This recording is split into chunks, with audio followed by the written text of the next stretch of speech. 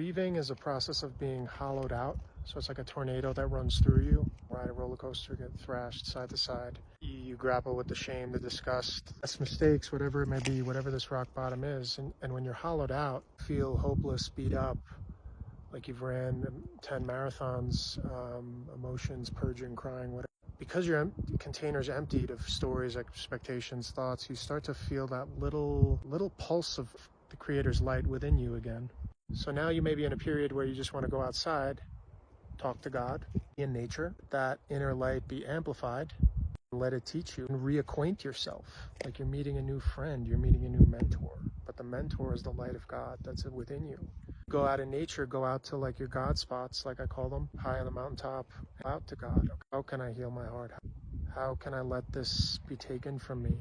The burden and the obsession and the overthinking and the self-abuse be taken from me. So in a way, it's a relief to be at rock bottom, because the voice of God gets louder within you, that inner light gets louder within you. You have to learn how to listen again if you haven't been listening for a long time or your whole life. You get humbled, you get beat up, you get smacked around because you were trying to do it your way. All we have is God. All we have is that inner light.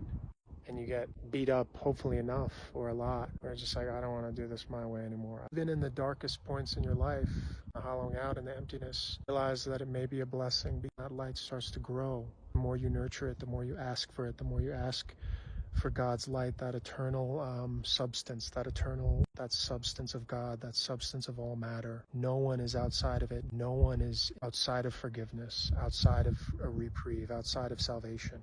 And that's where you're going to find yourself, on that lonely path, and you'll realize you're never really alone. When you're at your lowest and you're at your loneliest and you're at your most empty, that's when you'll find God, when you'll find that guidance and that support.